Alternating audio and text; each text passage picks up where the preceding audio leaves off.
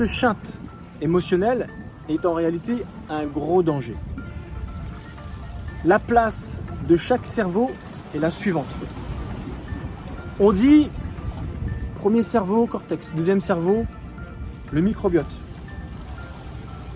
Troisième cerveau, parce qu'on l'a découvert il n'y a pas longtemps, et on se rend compte que le cœur également est un cerveau en soi, parce qu'il crée des neurones.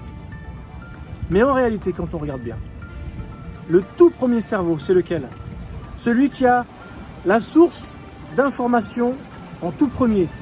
Ce cerveau qui va ressentir des émotions qu'il ne peut même pas contrôler, qu'il ne peut même pas prévoir, prévenir, anticiper, non.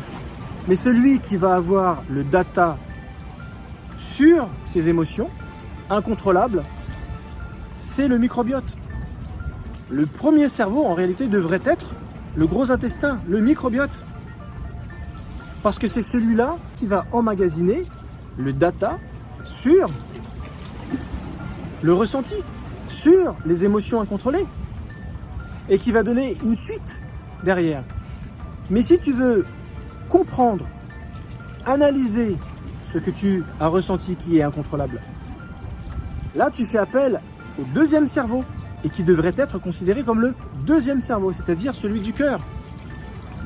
En réalité, ça part du bas vers le haut.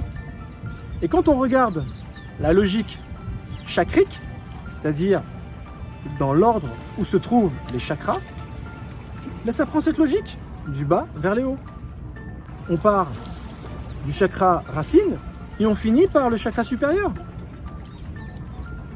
Un ressent, le milieu analyse, le troisième, prise de décision. Donc le cœur, lui, il va analyser ce que tu ressens, ce qu'il faut comprendre. Et si tu prends le temps d'analyser, d'interpréter et de comprendre, la clé, elle est là. Une fois que tu as analysé, tu en dégages un raisonnement, une compréhension émotionnelle.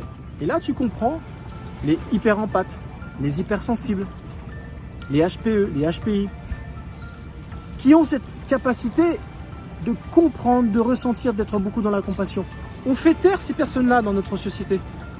On ne leur donne pas le droit à la parole à ces gens. Oh, ils sont trop heureuses. Oui, mais c'est eux qui ont tout compris de ce qui se passait à l'intérieur. Lorsqu'on redonne la parole à ces personnes qui comprennent les choses sans forcément voir, ils le ressentent.